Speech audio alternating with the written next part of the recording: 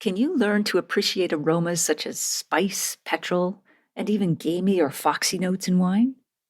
And would you want to? Should you? How can you better understand the taste of umami in what you eat and drink? And how does culture and lifestyle influence your perception of the aromas and taste of wine? In today's episode, you'll hear the stories and tips that answer those questions in our chat with Master of Wine, Gus Zhu, author of the new book, Behind the Glass, the Chemical and Sensorial Terroir of Wine Tasting.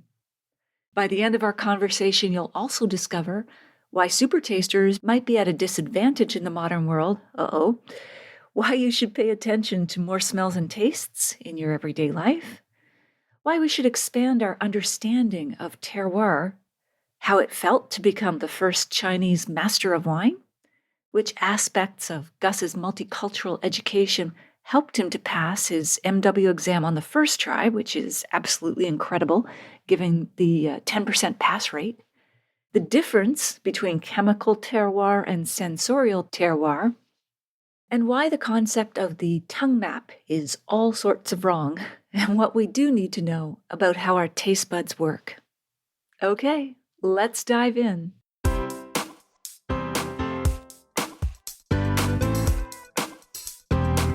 Do you have a thirst to learn about wine? Do you love stories about wonderfully obsessive people, hauntingly beautiful places, and amusingly awkward social situations? Well, that's the blend here on the Unreserved Wine Talk podcast. I'm your host, Natalie McLean, and each week I share with you unfiltered conversations with celebrities in the wine world, as well as confessions from my own tipsy journey as I write my third book on this subject. I'm so glad you're here. Now pass me that bottle, please, and let's get started. Welcome to episode 307. Now, before we dive into the show, I wanted to mention that I was a guest recently on the Full Comment podcast, hosted by Brian Lilly, a political columnist for the Toronto Sun newspaper. We were chatting about two counter movements in the market this month, Sober October and Come Over October. Like Dry January and Dry July, Sober October encourages participants to abstain from alcohol, tobacco, and non-prescription drugs during October. We discussed why this movement is gaining popularity, especially with Generation Z. Possible explanations include the boomerang effect, that the new generation always tries to do the opposite of their parents. I'm case in point as a Gen Xer. My Gen Z son doesn't drink at all, even though, or perhaps because, I didn't make wine forbidden when he was young. And that's not to say he was swigging Pinot with me at the dinner table each night. Rather, I gave him a taste of a full-bodied, very dry red wine. I think it was Cabernet or Shiraz when he was just 3 years old. And he spat it out with some decidedly non-tasting descriptors. True, confession, I deliberately did not give him a sweet wine so that he didn't acquire a taste for liquid candy. However, now in his 20s, he has remained a teetotaler, even though we're still close. It's the only thing we sort of don't agree on. As a Gen Xer, I was never drawn to the harder spirits or beer of my boomer parents. That may be due in part because I'm one of those darn super-sensitive super tasters. They were all just tasting too bitter, and I do mean the beer and the spirits, not my relatives. Other possible reasons for the rising trend of sober months include the increasing popularity of non-alcoholic fermented drinks like kombucha, which is a fizzy fermented non-alcoholic drink typically made with either green or black tea, kefir, fermented milk or water with kefir grains that has more than 60 probiotics. I've been meaning to try that, and alcohol-free drinks with adaptogens that have herbs, roots, and other plants like mushrooms that are believed to reduce stress. Of course, there are also far more choices in low and no alcohol wines, beers, and spirits that are incredibly well made. Nothing like those sorry ASS cooking wines of yore. Sober October may also tie into the clean lifestyle trend. much as I don't like the misleading advertising behind some of it. This includes clean eating, clean beauty, and other clean products that purport not to have any toxic or unnecessary chemicals in them. And I think finally, when we look at the decline of wine sales among Gen Z, that's not related to Sober October and other dry months, there's also now more choice for legal recreational drugs, including cannabis in different formats, psilocybin or magic mushrooms, and the favorite of the tech and movie moguls, ketamine, which is a dissociative anesthetic with hallucinogenic effects, as well as, of course, a dizzying array of illegal drugs now on the market. So we have this new counter-movement called Come Over October, created by the U.S. wine writer Karen McNeil this year. Its mission, and I'm quoting, is to encourage people to invite family and friends over to come together during the month of October to share some wine and friendship. As she says, we believe that through the simple act of sharing wine, we share other things that matter.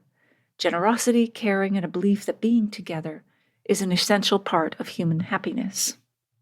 And I say amen to that. Wine is more than alcohol. It's community, it's culture, it's conversation, and it's been around for 8,000 years, so it's deeply woven into the history of humanity. We have an epidemic of loneliness right now, especially post-pandemic. Wine in moderation can be a part of getting us to reconnect with friends and family. It's also part of a healthy lifestyle. Yes, let me repeat, healthy lifestyle. The week after next, I'll be taking a deep dive into the health benefits of wine, as well as the risks, with Tony Edwards, author of the new book, The Good News About Wine. We'll also explore why a number of the recent scary headlines about wine are both misleading and based on junk science. Okay, back to today's topic. That was quite a rabbit hole we just ran down. 2 of you are going to win a copy of Gus's terrific new book, Behind the Glass, The Chemical and Sensorial Terroir of Wine Tasting. All you have to do is email me and let me know that you'd like to win. I'll choose 2 people randomly from those who contact me. In other book news, if you're reading the paperback or ebook of Wine Witch on Fire, Rising from the Ashes of Divorce, Defamation and Drinking Too Much, or if you're listening to the audiobook version, I'd love to hear from you at natalie@nataliemclean.com. I'll put a link in the show notes to all retailers worldwide at nataliemclean.com/307. Okay, on with the show.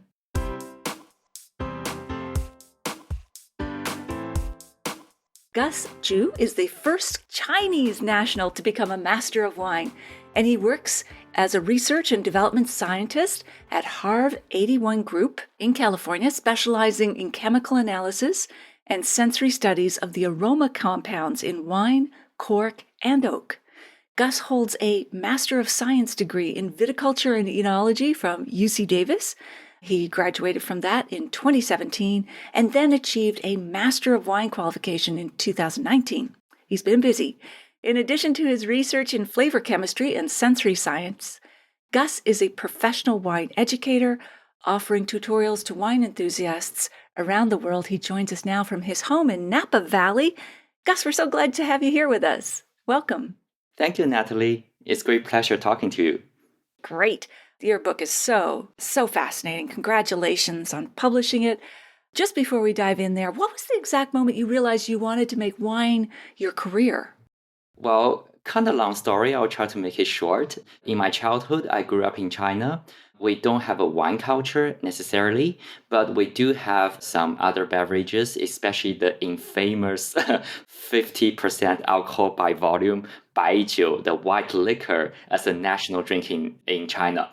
And I've been immersed in these kind of alcoholic beverage smells since my childhood, because all the adults at the dinner table or at some like formal dining settings, they drink those kind of alcohols.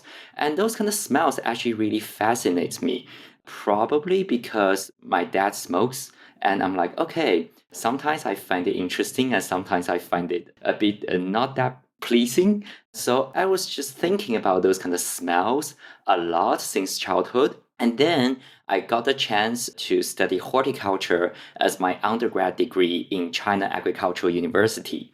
And in that university, one of the professors, Professor Ma, she hosted this wonderful wine appreciation class. And that got me hooked into wine. And a bit before graduation, I got a chance to be interned at a wine consulting company with two other masters of wines. Well, back then they weren't masters of wines, but now they are. So I interned there and I worked there for 5 years. Oh, wow. What a great introduction to the world of wine, especially through scent, which, of course, is your fascination and the subject of this book. So take us to the best moment of your career, the Master of Wine. I know it takes thousands of dollars and hours and hours and hours of years of study, but how did you feel when you finally got there and earned this really prestigious designation, especially being the first Chinese national to earn it? Yeah, of course, I felt great, excellent, lots of wines and food to celebrate with. uh, but to be honest, I passed the exam on the first attempt, which kind of shocked myself. Yeah, because the pass rate's only 10% or something really low, isn't it? Yeah, but in retrospect, I felt really lucky because I had different education backgrounds. So I was a Chinese student. In China, we have the very famous college entry exam that basically determines the fate of most people in China, whether you go to a better college and whether you can get better salaries in the future, right? So we work really hard on it. So we practice a lot for that college entry exam when we hit around 18 years old. And then I got the chance to work with, again, the two wonderful masters of wines. They are from British education background. So I also learned from them. I also know about Chinese wine market, what's happening in China. And then I moved to the States doing academic studies at UC Davis. And also I see what's happening in the United States. So I guess all these worldwide educational experience really helped me. So I feel very grateful and I feel lucky. Wow. Well, okay. Yeah. The harder your work, the luckier you get, right? Because it's a tribute to your skills, your intelligence, but also how hard you must have worked for that. Well done. So tell us in a nutshell what this book is about behind the glass. For those of you who are listening to our conversation, we'll put the link to the book in the show notes, of course, and the cover. Terrific. So Gus, tell us in a nutshell what this book is about and what makes it different from other books about wine science. So I didn't intend to write a book from the very beginning because I just want to put some information together to answer people's questions. Because back in China and even in the States, I've been doing some consulting and wine education.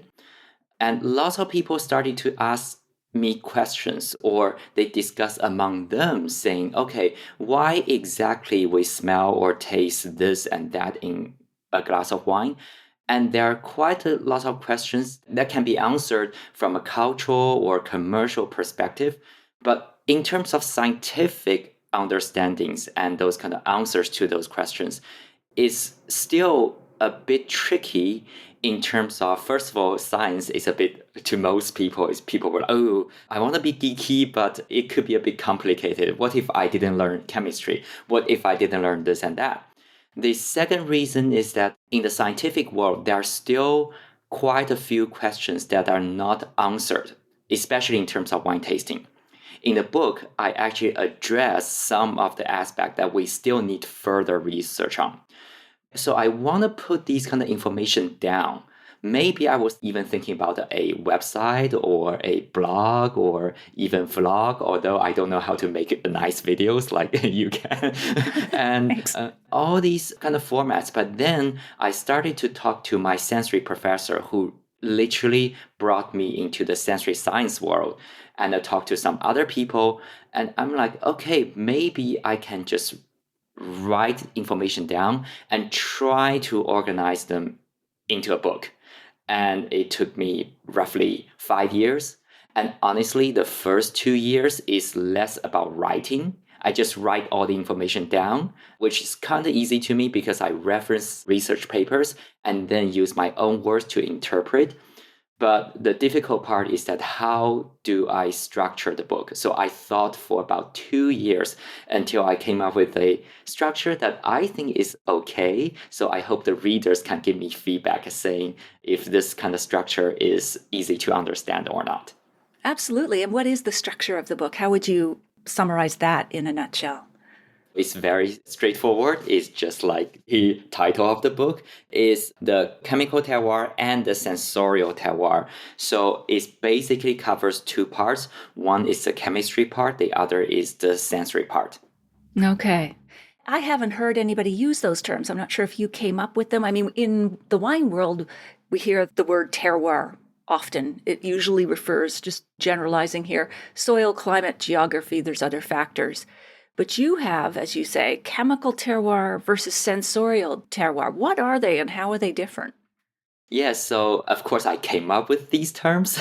And also it's during my 2 to 3 years of thinking because the title wasn't set until probably after 2 years of writing and thinking. But one day, I think it's somewhere in Napa, I went to some tastings and people started to talk about terroir again.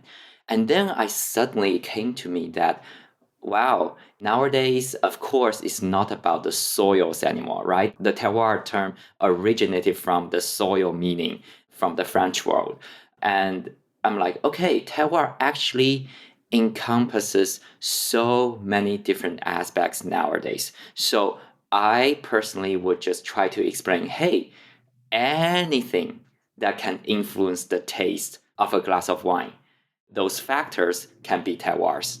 So in the introduction part of my book, I used probably two short paragraphs to explain why the terroir term is so broad nowadays. So I would want to talk about the chemistry and the sensory part of wine tasting, and to make it a bit more charming term, I came up with the term chemical and sensorial terroir.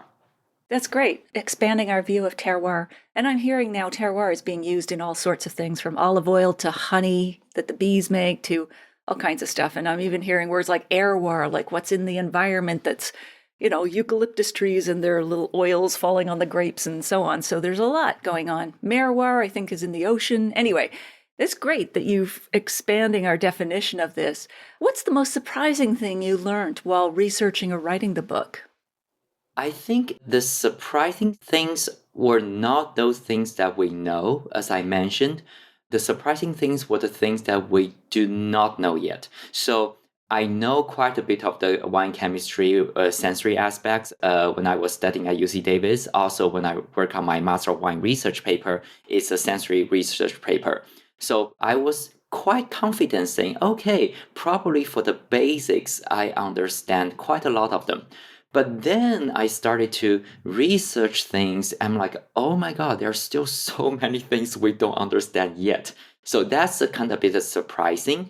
And that is why I spent quite a lot of time again try to structure the book in a way that explains the things we know, but also help people to understand that it is actually the things we don't know that is fascinating and interesting, and we have hope for the future, but also with some foundational way of thinking and understanding, you can actually have a good sense of what the future direction will be, such as we will understand more about our tongue, especially the sense of taste, and also for the sense of smell is the least understood part. And we know that in the future, we will reveal more truth about the sense of smell. Huh, that's great. You do have a very scientific approach and mind. I can tell here it's very systematic, very organized. What's the most interesting thing that someone has said about your book so far? So it's only being released in UK at the moment, but some of the UK people already said, oh, it's actually easy to understand, which is a huge relief for me because I really want to write in a way that even people without chemistry or those kind of scientific background can understand, even if they haven't tasted wines yet. I used 6 pairs of wines at the end of the book, try to let people practice, even if they haven't tried those kind of wines, they could find those, even just a sniff, they can find the difference and understand what I talk about in the book. But the feedback I got so far makes me feel like, wow, there are two sort of hidden messages I always say to people that I want to deliver from the book that people started to get and make me really happy. The message number one is that wine chemistry is actually interesting and fun. It's not that intimidating. Message number two is that I think it's more interesting, more fascinating, and more fun to understand your own sensory system. Yeah, I would agree completely. So you've got to appeal to self-interest and also that, hey, it may be chemistry, but there's wine involved as well. So it's a nice combination. Now, you've written about the misconception about the tongue map. We used to think we had sensors only at the tip of our tongue for sweetness, like, because that's what we developed first as babies and so on. And then bitter was always at the back and so on. So why is that wrong? And is it just true that we have sensors for all of the major 5 tastes and there's others that might be in the offing to be developed? Is that true? We have sensors everywhere in our mouths for all of the tastes? Yeah, so I'll do conclusion first because it's quite straightforward. Because of the advancement of genetic studies, we now understand that we have taste buds everywhere in our tongue, and each taste bud is responsible for all the tastes. So it's not that, oh, you have a taste bud for one type of taste in front of the tongue. It's about one taste bud tastes everything, and taste buds, they are everywhere. Okay, so that's a conclusion. So that should be very straightforward. And are the taste buds also on the inside of your cheeks and your gums and like the other parts of the so-called soft palate? Yes, and because of anatomy and genetic studies, people even find out that on the soft palate, you still have taste buds. You can still taste all the tastes. There are some very tragic incidents where a patient lost most part of his tongue, but he can still taste. Huh. Yeah. Wow. So again, it's kind of fascinating to me. And why we got it wrong, why the tongue map got it wrong? Well, it is because in the past, I would say even nowadays, scientific studies, when we look at them, we have to reference different research papers in proper ways. It got wrong when a Harvard psychologist referenced a PhD research paper back in the 1940s, 50s in a very wrong way, so that people inherited that kind of tongue map without even referencing to the true data and what's missing in the data, especially when they see the tongue map. So I think the conclusion is that nowadays it's much better in terms of when we do studies and when we publish papers, it has to be peer reviewed. And also nowadays, may I reference one thing that's written in the book is that we actually almost confirmed that we have a 6th taste. So the 5 basic tastes are sweet, sour, umami, bitter, salty, right? And for those 5 basic tastes, people think, okay, that should be it, but there could be more. So again, with genetic studies, with some other studies, people find out that we should have the 6th taste called fatty taste. So when we can taste the fatty acids, which gives the taste of fat, but it's not yet fully confirmed. And why is that? It is because scientists are more cautious now.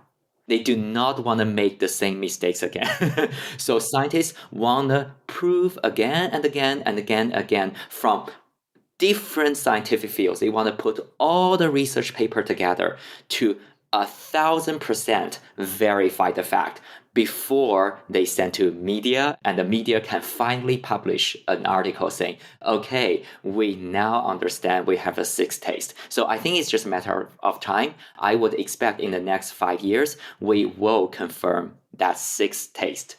How exciting. And, I always was trying to get my head around the 5th taste that came to the fore, umami, which you told us. I understand it just very basically being deliciousness or savoriness. How is that different from fat, which I also associate with savory and delicious and round and voluptuous, those kind of tastes? That's a great point. That's an interesting point. Okay, so let me try to explain. So first of all, the taste of umami, savory, I have to say, as Asian people, we are a bit more proud because it's very easy for us to understand. Why? Because in Asian countries, we have longer history of fermented food products. And also in Asian countries, in certain period of time, and even today, for certain protein-based dishes, we do not season those things too much or cook them so much, so that when we taste certain proteins, such as some seafood or such as even some broth, we do not add too much salt into it, depending on where you came from. So those kind of protein amino acids, those kind of pure taste of those kind of things are umami. But we often got confused because they are combining with fat, with salt, with all of these things around us. So if you think about if you barbecue mushroom, right, in Western culture, you barbecue mushroom and you just do not season it. And when you barbecue mushroom, there could be some like juice and broth release in the little dent in the mushroom. And you just drink the juice. That is a savory, yummy, umami taste. And no wonder it's a Japanese professor who isolated some glutamates that actually taste very special.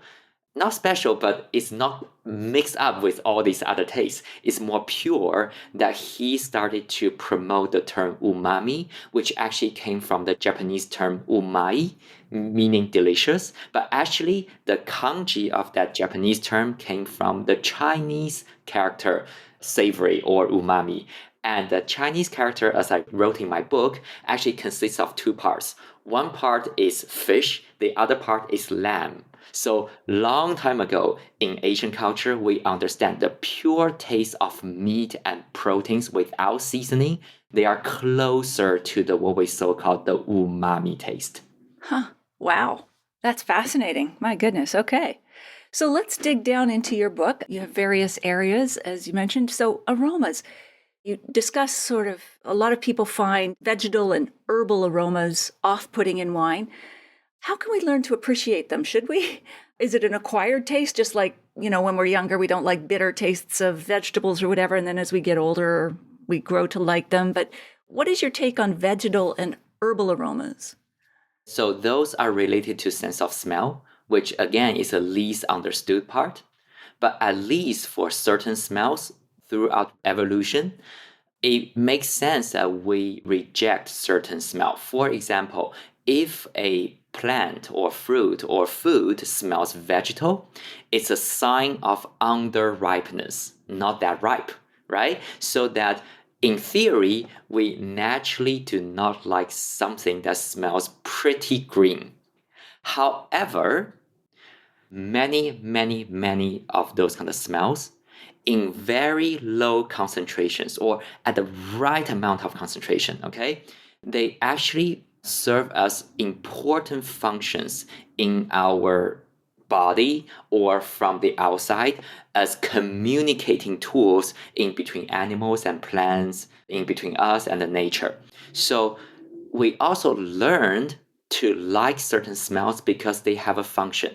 So I think in a lot of cases, it's more about that right amount of things. For example, in certain wines, people say, oh, there are certain smell, what the wine industry called the reductive smell. They found it stinky. Indeed, certain of those kind of smells like rotten eggs. They are stinky.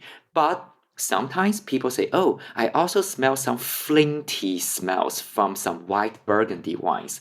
And what is that? It's fascinating. I'm like, hey, those are also reductive smells. Now you don't find them stinky. It is because the correct compound with the right amount of concentration actually stimulates people. So it all depends. It's such a fascinating world, and we only know probably 0.1% of those kind of smells. Lots of work for you to do in the future there, Gus. But yeah, you're right. Even in perfumes, like I've read a couple of books about the making of different perfumes because it so closely parallels wine. And just sometimes they'll put the weirdest things in there. Almost you would think they'd be putrid, but there's just like that bass note or something like an orchestra. You need that sort of the different notes combining to make that beautiful sound together. And if it's all sweet and, beautiful flutes, then it's not that interesting, right? Exactly. And some of the agents they put in certain perfumes we don't even want to talk about in this video because I've it heard could of be ambergris from Wales. yeah. That's Well, like yeah. And excreted ambergris and it's like expensive. Well, and you know what? Ambergris, it has certain smells that is classified in my book, now a bit technical. It's a big group of aromas called the terpenoids. They have tons of terpenoids. like turpentine? Yeah, so people in the wine world, they always say terpene. So terpene is a type of terpenoids. So let's just say terpene, which wine people know the most. So terpene, actually people say, oh, I smell terpene. No, terpene has probably 20,000 of different compounds. So for certain terpenes, you can find in ambergris, and for certain terpenes, you can find in wine, and for certain terpenes, you can also find it in different plants or different animals. And some of them are extremely attractive to people in terms of smell. Some smells could be very strange or revolting, such as a petrol smell in Riesling. It's also a type of terpenoids, so it's a type of terpene. It's just so many of them. Wow. I bizarrely love petrol, but then again, it reminds me of summers by the lake with the outboard motor and going to gas stations and loving the smell of gasoline. I don't know, maybe I was getting high as a kid in the back seat, but it is bizarre, you know? Not really, because I also explained in my book, there's always connections. You know what? Nowadays, even some biofuels were synthesized by terpenes. So there's correlations. Yeah, and it's all closely tied to memory as well, so it's powerful. What terpenes would we like, aside from my bizarre liking of petrol, but what do people generally say they like in the classification of terpene smells? I would say most terpenes people like because if you think about most of the flowers, they have terpenes. And also in Asian countries, maybe all over the world now, people burn some wood like incense, right? Incense has lots of terpene smell. So there are certain things, such as I mentioned aromatherapies in the book, that they actually use a lot of terpene smell to help people become calm and relax and making them feel better. But I also mentioned that this is something that we're probably going to talk a lot later, is that do not just say this terpene smell will make you feel good, because certain people, they could be anosmic to it. They cannot smell certain aromas. And also to certain people, like the same terpene smells great, but the same terpene to some other people, because of how they brought up and because of their genetics, they found it disgusting. So it really depends on people's variability on smelling things as well. Absolutely. You mentioned anosmia, anosmic. Is that like a blind spot for one particular odor? So anosmia, specific anosmia, everybody has certain kinds of specific anosmia. It doesn't mean you are better or worse. It just means that the genes related to sense of smell is just so broad and so complex. So there has to be some, I would say, bugs or glitches for your sense of smell, right? And usually it is because evolution wise, we started to lose certain smells because they are not that important to us anymore. The sight is more important to people, but the sense of smell is not that important in terms of survival. I kind of disagree with that kind of Yeah, especially in the explanation. liquor store. Well, then again, you can't smell the wines in the house. Yeah, but I get it. Like, we're very visual as a culture. Yeah, so of course, to us, wine professionals, we always think sense of smell is very important. But evolution-wise, yes, certain sense of smell, we just lose it. And if you think about 1 trillion different codings for our genetics for the smell, right? There must be, for each person, some of the genetic codings will go muted or they will go through some changes. So we really start to smell things differently from each other. Yeah. Now, everyone's different, but does there tend to be one or two smells that are high on that hit list of a lot of people can't pick this up? The asnosia, whatever. Anosmia, yeah, it's a very No. twisted, tongue twist term. Yeah.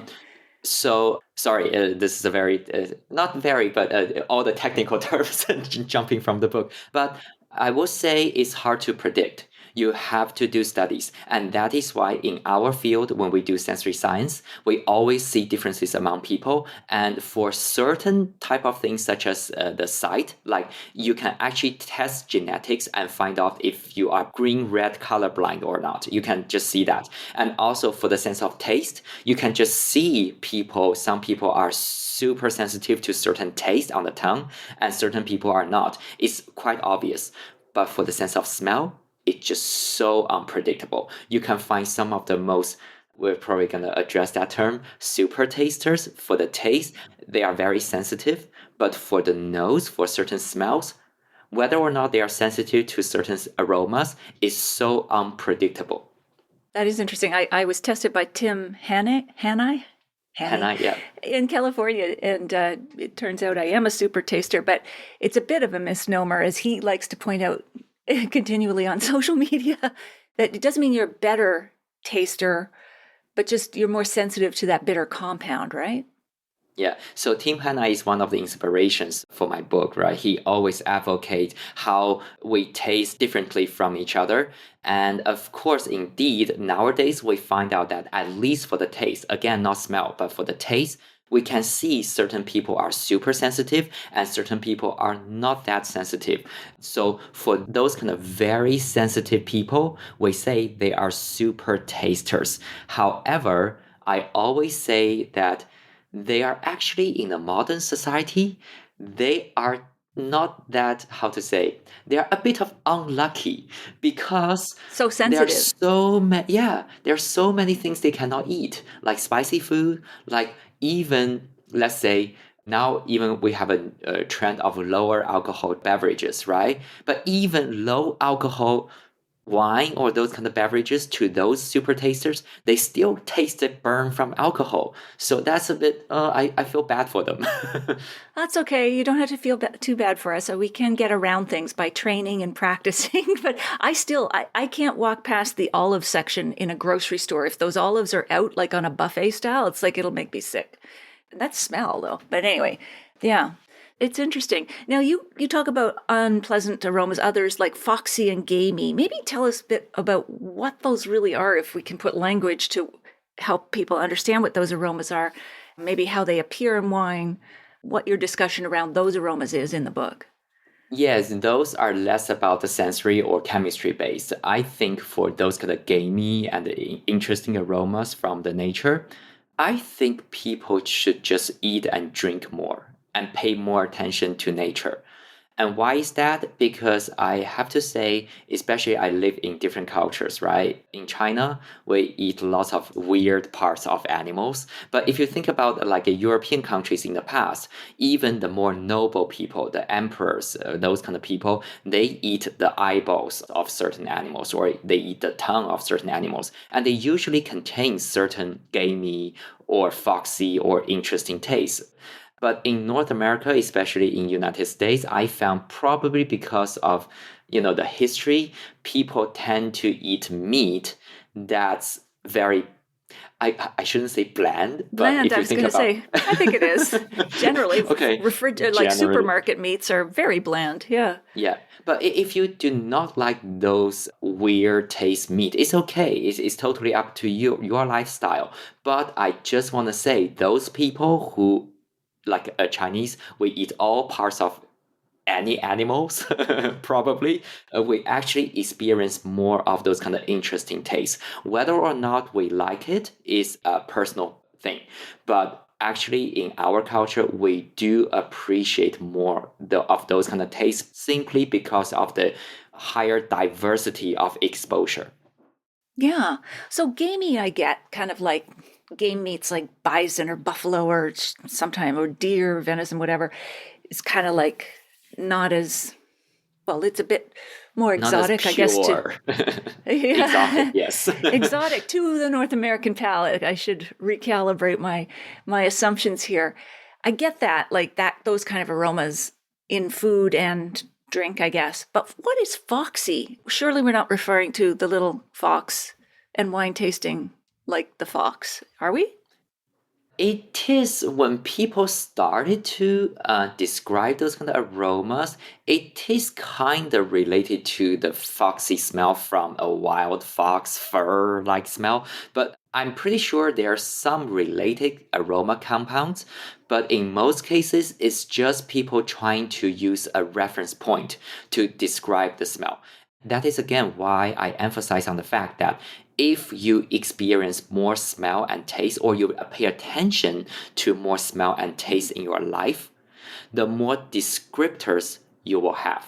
So if you look at most of us, right, in the wine industry, we really pay attention and explore all sorts of food and beverages, and we pay attention to the smells around us because that is helping us to build up the vocabulary. But on the other hand, one of the struggles for us, also to you and to most people probably, is that when we try to communicate on media, there are just so many people from different cultures, and some people may just not pay attention to smells at all, which is totally fine. Most people are like that.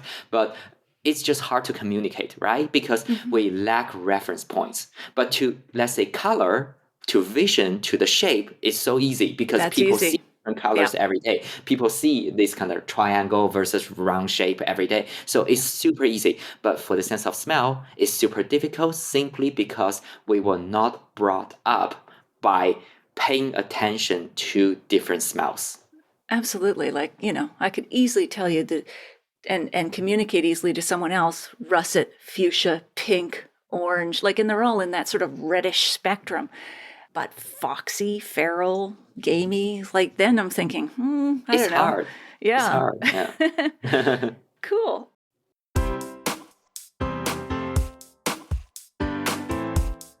Well, there you have it. I hope you enjoyed our chat with Gus. Here are my takeaways. Number 1, can you learn to appreciate aromas such as spice, petrol, and even gamey or foxy notes in wine? And would you want to, or should you?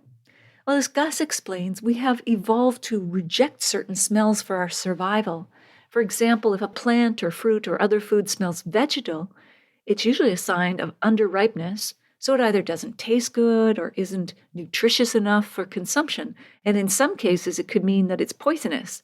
So it makes sense then that we may not like vegetal aromas in wine. Number 2, how can you better understand the taste of umami in what you eat and drink?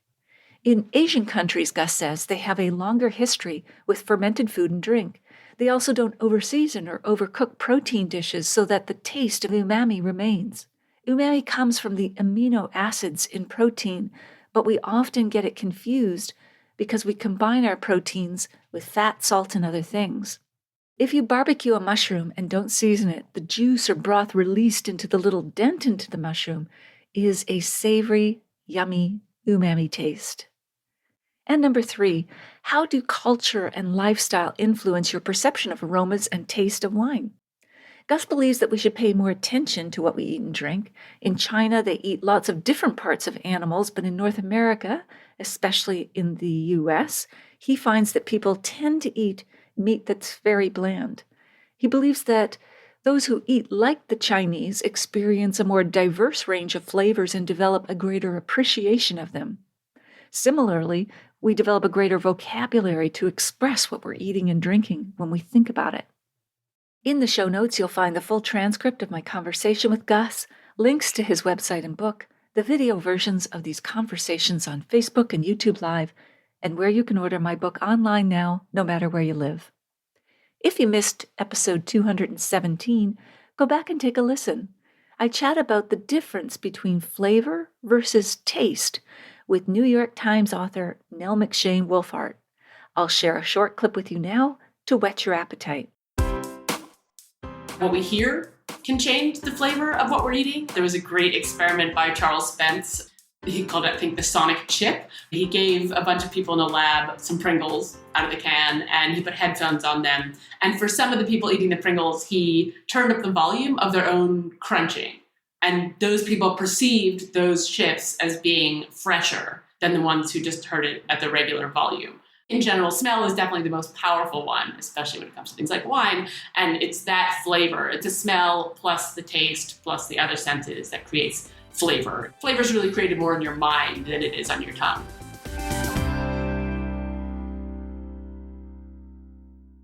You won't want to miss next week when we continue our chat with Gus.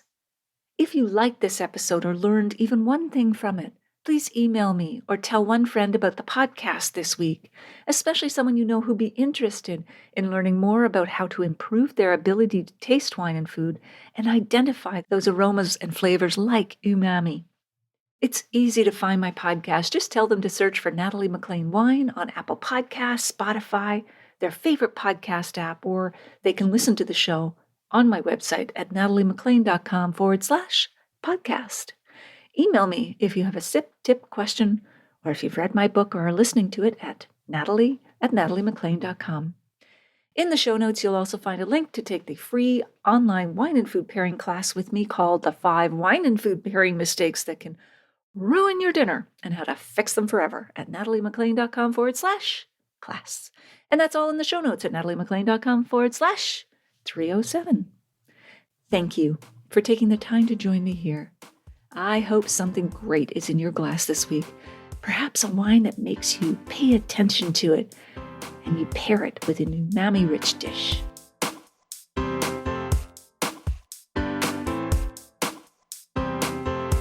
You don't want to miss one juicy episode of this podcast, especially the secret, full-bodied bonus episodes that I don't announce on social media. So subscribe for free now at nataliemaclean.com/subscribe. Meet me here next week. Cheers.